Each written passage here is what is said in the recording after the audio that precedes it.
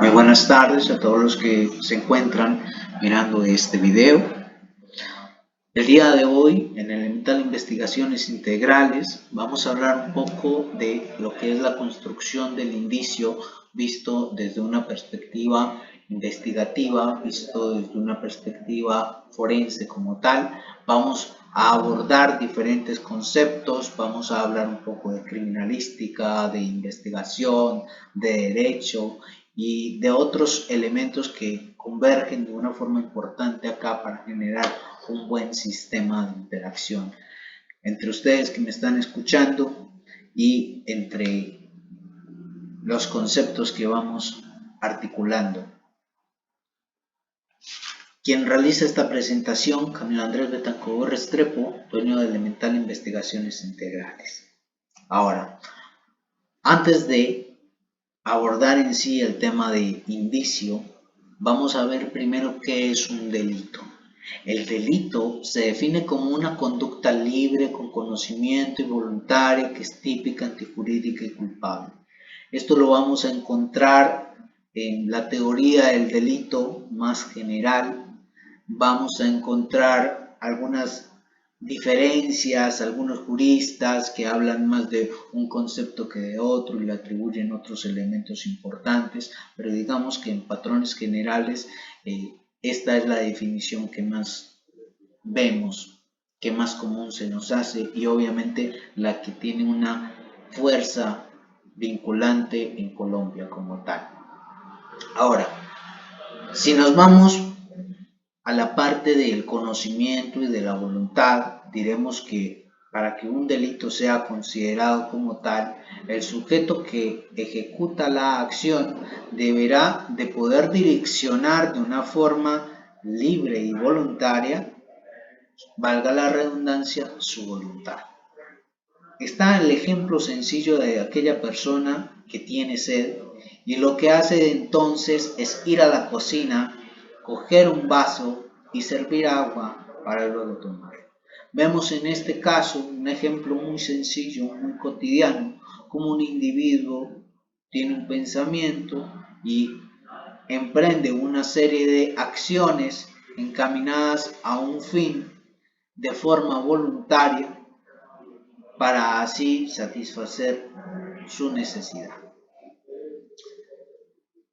Cuando hablamos de tipicidad, hablamos de la norma como tal, aquello que está inscrito en la norma. Si nos vamos al Código Penal colombiano, vamos a encontrar una serie de artículos que nos hablan de unos derechos jurídicamente tutelados y que nos hablan de unas conductas consideradas prohibidas y de su eventual repercusión a nivel jurídica como tal. No podemos pensar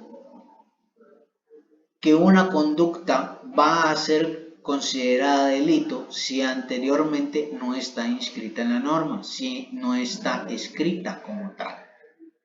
Lo mismo entonces cuando hablamos de antijuridicidad. Cuando hablamos de antijuridicidad, estamos hablando de que hay un derecho protegido como tal por la ley. Y en ese entendido, debemos de entender, valga la redundancia, que el Estado ha emprendido una serie de acciones de tipo vinculante para proteger ese derecho en las personas y en la sociedad. Por ejemplo, el derecho a la vida. El derecho a la vida se promueve como tal a través de una serie de prevenciones, pero también una serie de repercusiones en donde se expone la prohibición de la conducta de homicidio. Eso lo vemos en el Código Penal. Y ya hablamos de culpabilidad como tal. La culpabilidad que simplemente es ese proceso por el cual a través de una serie de etapas se llega a probar la inocencia o culpabilidad de un sujeto. Esto de una manera muy somera. Obviamente, si queremos ver mucho más del componente del delito, de los componentes, tendremos que irnos a lo que es la teoría del delito, lo que es el derecho penal general, el derecho penal especial, comprender varios elementos que convergen acá. Pero, como les dije en un principio, no vamos aquí a abordar tanto lo jurídico, sino más lo que es práctico a la labor del investigador, a la labor del criminalista.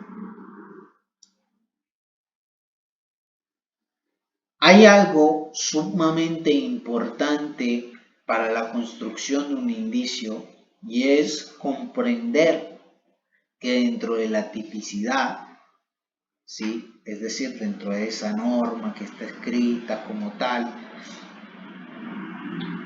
se extraen unos elementos objetivos y subjetivos.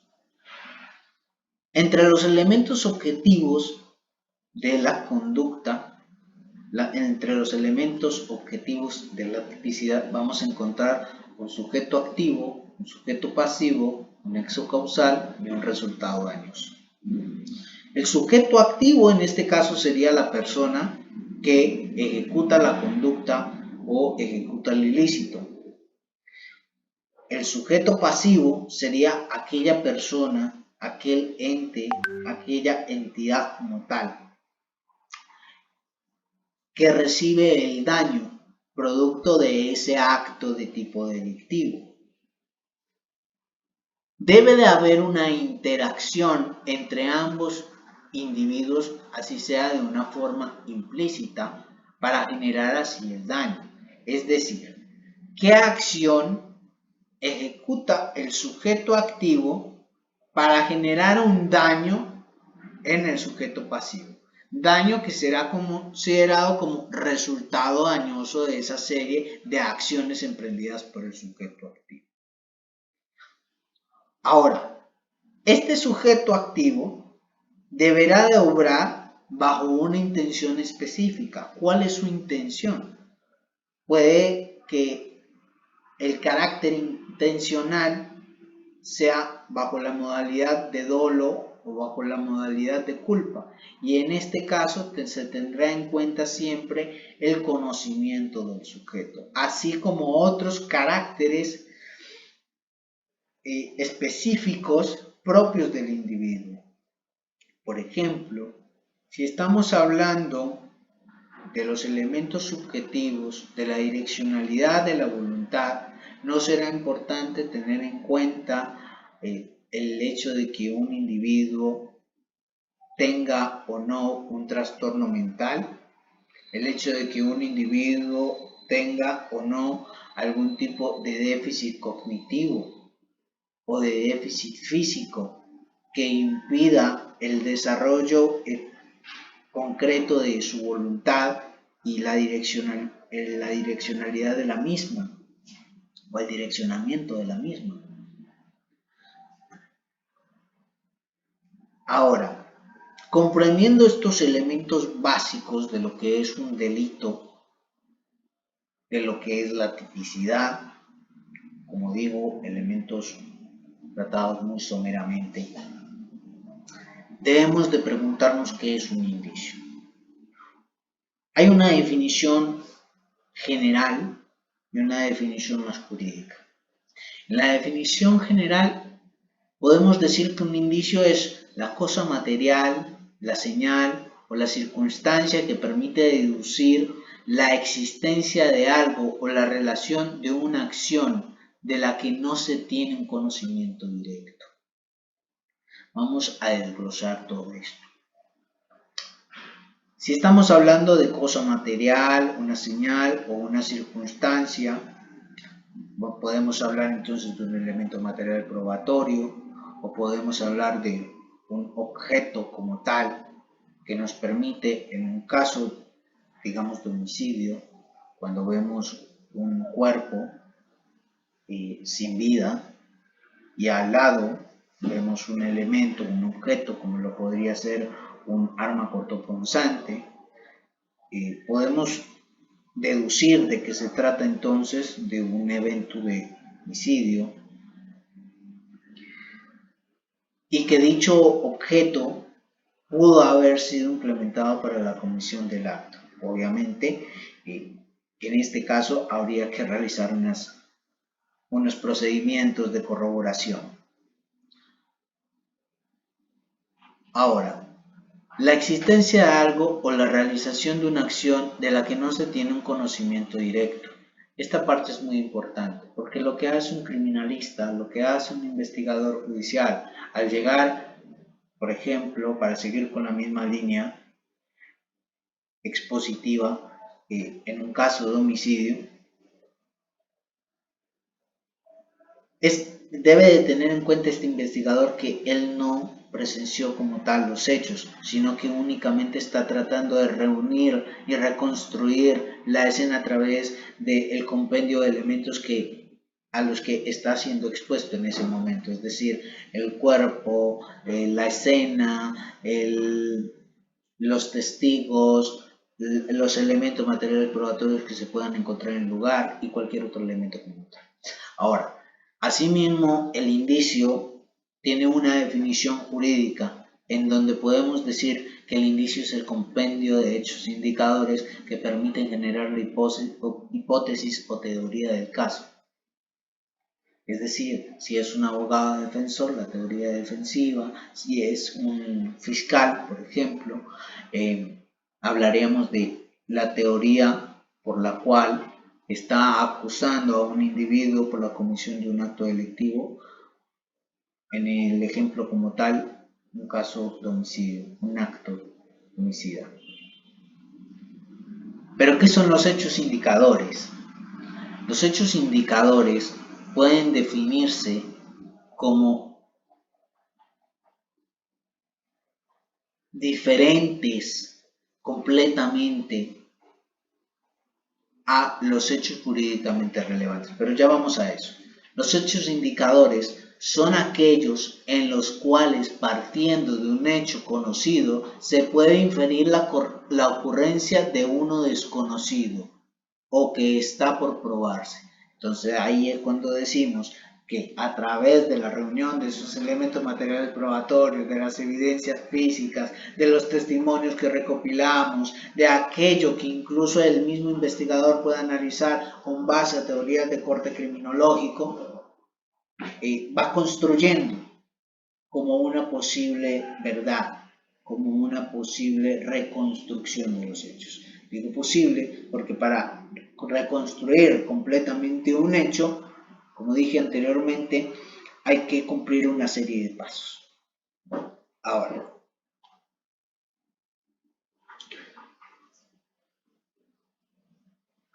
utilizando para ello las reglas de la experiencia, en donde resulta relevante la utilización de la inferencia razonada, es decir, dar por probado un hecho a partir de otro.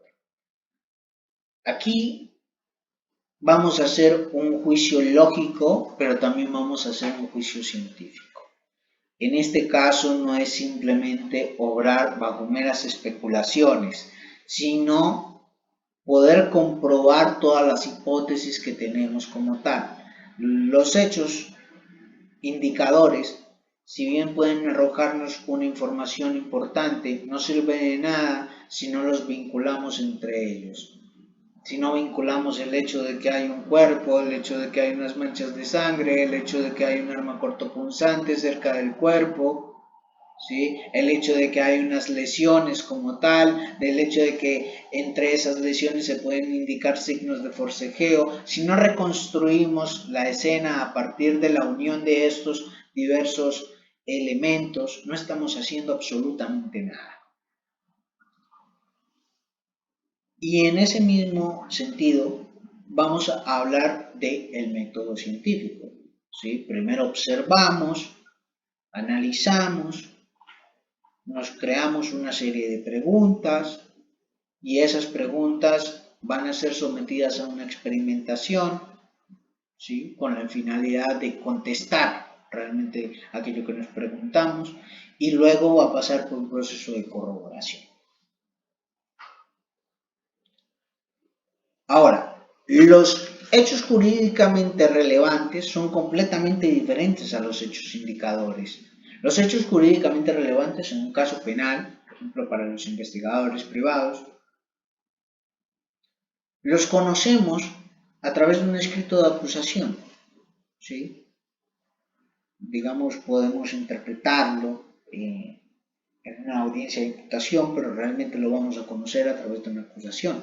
Y dice así entonces, en esta cita que encontramos, los hechos jurídicamente relevantes son los que corresponden al presupuesto fáctico previsto por el legislador. ¿Sí? ¿Qué quiere decir esto?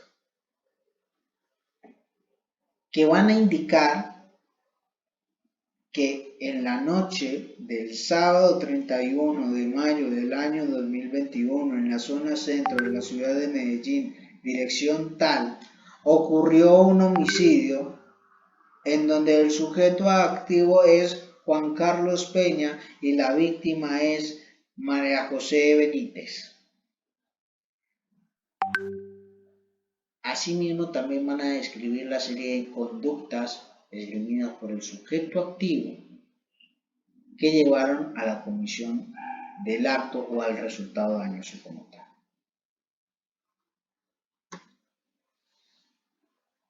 Ahora, esta forma de reconstruir la escena, reconstruir los hechos a través de la recolección de los hechos indicadores, no se hace únicamente de forma abrupta. Debemos de tener una metodología, no solamente un método científico, que en este caso sería nuestro método rector, sino que también podemos hacer uso de métodos de análisis específico, como lo sería el método inductivo o el método deductivo. Claramente, en el caso de los investigadores, en el caso de los criminalistas, utilizamos más un método que otro. Utilizamos más el método inductivo como tal. Vamos a ver un poco la diferencia. Los métodos inductivo y deductivo suponen formas diferentes de aproximarse al objeto de estudio. El método inductivo para establecer conclusiones generales a partir de premisas particulares. En cambio, el método parte de cuestiones generales para obtener conclusiones específicas.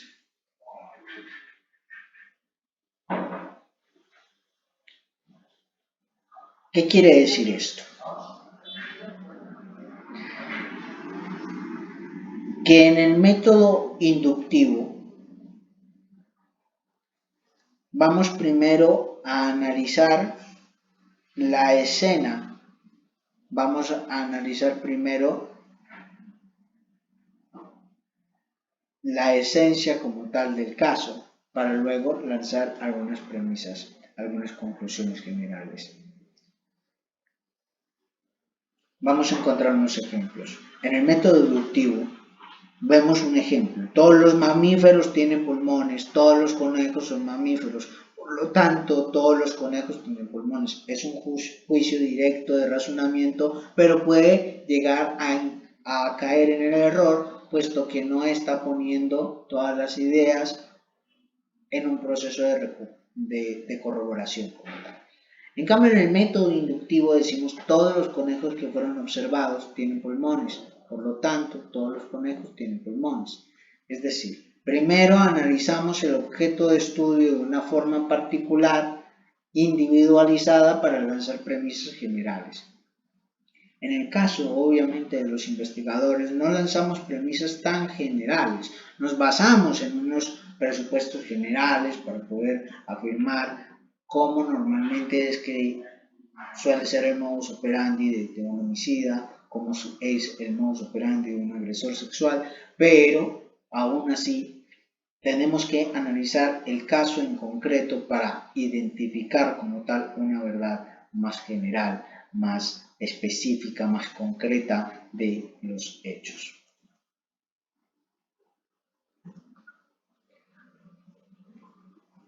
Bueno, esto es lo que habíamos hablado anteriormente del método científico que se pasa por un proceso de observación, que se realizan preguntas, se genera una hipótesis, se genera una experimentación para probar la hipótesis.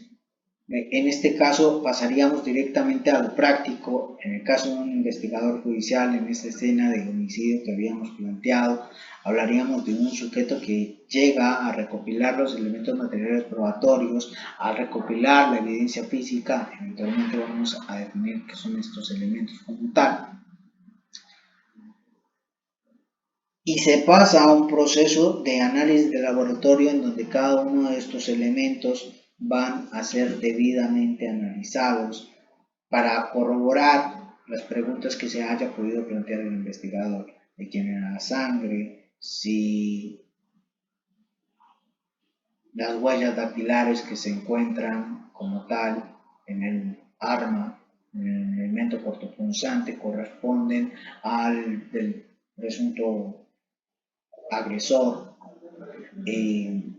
o también incluso si el arma cortopunzante realmente fue la que se implementó para generar las heridas que tiene el occiso.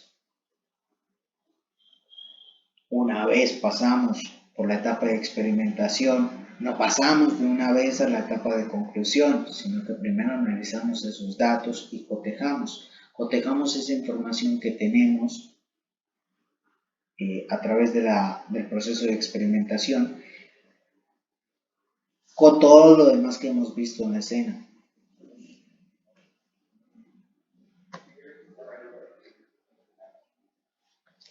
Esta parte es una de mis partes favoritas, porque aquí encontramos siempre lo básico e incluso nos da todos los elementos por los cuales podemos crear un indicio, reconstruir unos hechos, recolectar información, recolectar hechos indicadores. Vemos un primer principio criminalístico que es el principio de uso. En el principio de uso decimos que dentro de cualquier delito siempre hay un objeto vulnerante. En el de producción decimos que ese agente vulnerante siempre deja un rastro de evidencias materiales. Esto lo vemos mucho, por ejemplo, no solo en los casos de homicidios, sino también en los accidentes de tránsito de carácter ya doloso, ¿sí? Siempre se produce un intercambio de materiales entre la víctima y el victimario en el lugar de los hechos. Esto nos dice el principio de intercambio, también conocido como principio de local. Este intercambio no solamente es físico. Muchos expertos, incluso el mismo FBI, ha manifestado y ha explicado y se ha pronunciado respecto de que también permite la reconstrucción de la intencionalidad del agresor, es decir, cuál era la finalidad que pretendía el agresor. Y en ese sentido, cuando decimos que hay una repercusión psicológica en la víctima y una intención específica en el agresor, podemos también generar una interacción entre ellos. Ejemplo, un individuo que tiene una parafilia de tipo pedófilo abusa sexualmente a un menor de 5 años de edad. En consecuencia de ese abuso, el menor comienza a generar también una serie de reacciones a nivel psicofísico que dan cuenta como tal de un estado de victimización. Ahí estaríamos hablando de algo muy importante. Hay un intercambio como tal, una acción que ha generado una reacción específica tanto en la víctima como en el victimario, sea la satisfacción o sea el trauma. Hablamos también de un principio de correspondencia, también está muy ligado al intercambio. En el cuerpo, y eso no solamente es en el cuerpo, también puede ser en la escena como tal, en el lugar de los hechos, en el cuerpo o en la escena de la víctima, en el cuerpo de la víctima o en la escena, pueden aparecer marcas o rastros impresos que delatan el agente empleado en el hecho. En el principio de intercambio podemos encontrar un intercambio de fluidos, digamos, donde no haya sido tocamientos, sino que haya sido un acceso.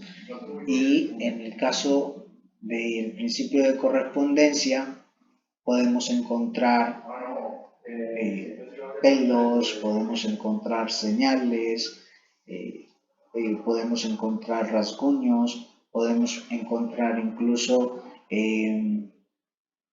marcas de semen, si se trata entonces de un tocamiento que provocó una eventual eyaculación en el sujeto activo de la conducta. Hablamos también de reconstrucción. Este yo diría que es el principio más relevante para un investigador, para un criminalista, porque la idea como tal es que una vez se hayan recopilado todos los elementos por los cuales se pueden construir un indicio, decir realmente qué fue lo que pasó, qué fue lo que pasó en ese caso de acceso, en ese caso de tocamientos, qué fue lo que pasó en el caso de homicidio, qué fue lo que pasó en un hurto, cuáles fueron las acciones emprendidas por el sujeto activo, cuáles fueron las reacciones emprendidas por el sujeto pasivo, cuáles fueron las consecuencias finales como tal que dan cuenta de un resultado dañoso. Eso es sumamente importante. Cuando ya pasamos todo este proceso como tal de análisis, digamos, podemos decir que esta serie de principios siguen un orden, digamos, a la probabilidad. ¿Es más probable o es menos probable que esto pudo haber sucedido? ¿Sí? De que tal persona se enojó demasiado y entonces emprendió una serie de actos violentos ya de corte expresivo, que llamamos violencia reactiva o violencia expresiva sobre un sujeto, con el fin de emprender una venganza, y ese sujeto entonces terminó muriendo. Ahí ya podemos, a través del análisis que se haga de la escena, de los hechos como tal, y el análisis reconstructivo, decir que es muy probable que eso pudo haber sucedido. Ahora, hay que diferenciar lo que es un estudio de probabilidad de lo que es un estudio de certeza.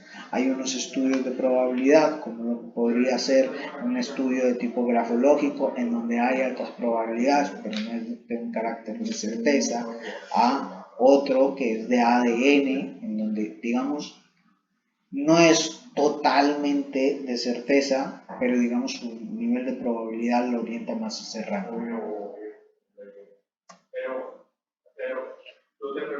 Ahora, lo que podemos recolectar en la escena pueden ser evidencia física, puede ser elemento material probatorio, puede ser prueba documental. Y según el artículo 75 de nuestra normatividad penal, podemos decir que realmente no hay una mayor diferencia entre estos elementos, al menos a nivel jurídico, pero cuando ya hablamos de criminalística, podemos decir que efectivamente sí hay una diferencia. El elemento material probatorio y la evidencia física tienen una diferencia sustancial. El elemento material probatorio podía ser lo que es el cuchillo, en el caso de homicidio, que anteriormente estábamos planteando, pero la evidencia física va a ser el fluido, va a ser el líquido, aparentemente sangre, que rodea el cuchillo como tal. Así como también podría ser la huella dactilar que se va a encontrar en el mango del cuchillo. Dentro de ese análisis que se haga dentro de la investigación por un hecho punible, van a converger diferentes ciencias. Aquí yo solo pongo las más conocidas, la grafoscopia, la grafología, la biología forense, la medicina, pero hay muchísimas ciencias más.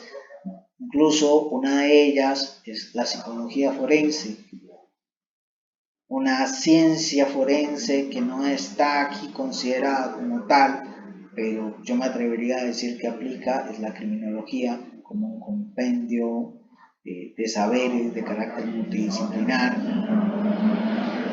que permiten un análisis integral de los hechos como tal a través de diferentes métodos. Incluso hay autores que hoy día hablan de criminología criminalística. Esto sería todo.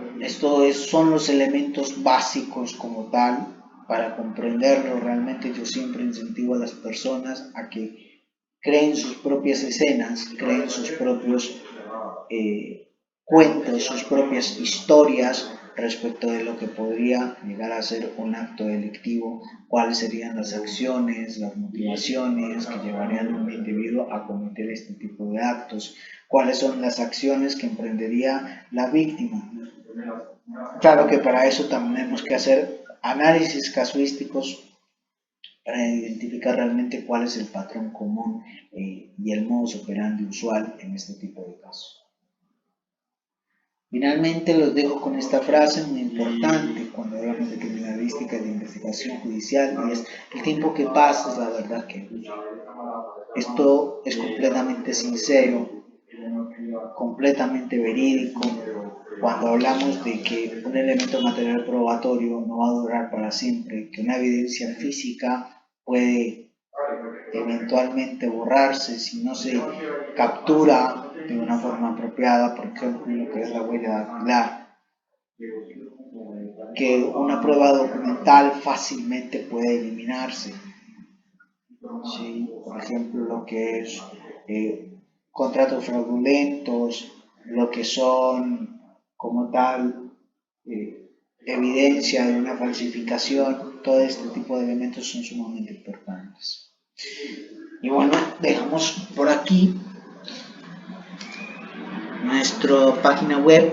Nos pueden contactar de forma directa cualquier necesidad que se vaya presentando y pueden dejar también sus comentarios por acá.